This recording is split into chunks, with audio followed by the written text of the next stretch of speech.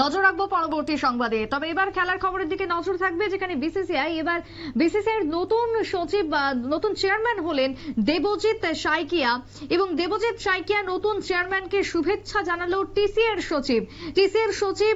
ইতিমধ্যে শুভেচ্ছা জানিয়েছেন সভাপতি তপন লোধ, শুভেচ্ছা জানিয়েছেন বিসিসিআই এর নতুন চেয়ারম্যানকে।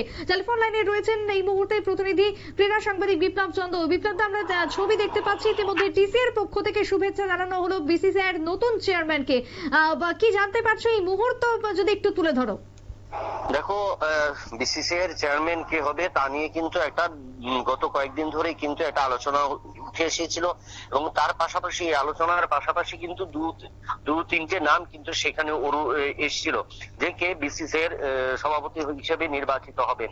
কারণ আমরা জানি যে আইসিসির চেয়ারম্যান পদে জয় শাহ ভারতীয় থেকে যখন নির্বাচিত হন, এবং তারপর তিনি 1 ডিসেম্বর কিন্তু সেই আইসিসির দায়িত্ব গ্রহণ করেন, এবং সেই আইসিসির দায়িত্ব গ্রহণ করার পর কিন্তু বিসিসিআই এর পদ শূন্য হয়, এবং এই বিসিসিআই এর শূন্য পদে কিন্তু নতুন পদ হিসেবে কাকে নেওয়া হবে সেখানেই কিন্তু তিনজন প্রতিদ্বন্দ্বিতা ছিলেন, কিন্তু সেই প্রতিদ্বন্দ্বিতাতে কিন্তু বিনা প্রতিদ্বন্দ্বিতায়, অর্থাৎ আর কেউ কিন্তু সেখানে অংশ নেননি, যার কারণে দেবজিৎ সাইকিয়া, যিনি বিসিসিআই এর যুগ্ম সচিব ছিলেন, তাকেই কিন্তু এবার তার উপরে কিন্তু দায়িত্ব তুলে দেওয়া হলো বিসিসির চেয়ারম্যান বা সচিব পদে।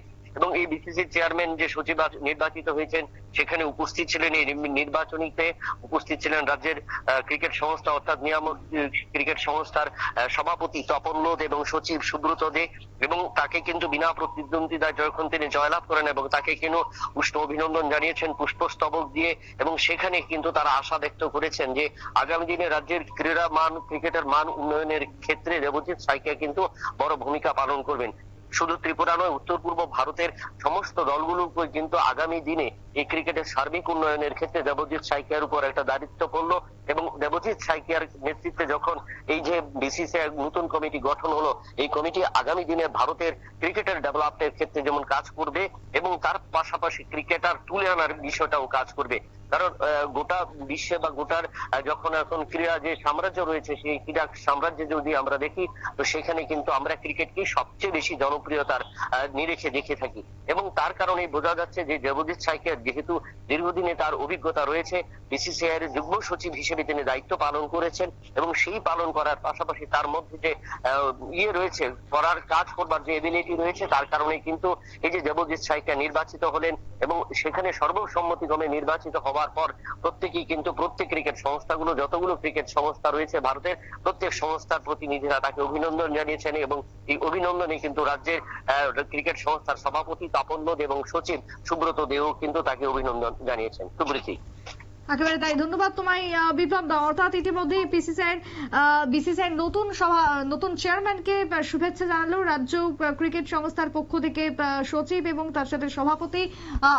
বেশ কিছুদিন ধরেই চলছিল কে হবেন বিসিসিআই এর নতুন চেয়ারম্যান, আর অবশেষে সেই জল্পনার অবসান এক প্রকার বলা যায়।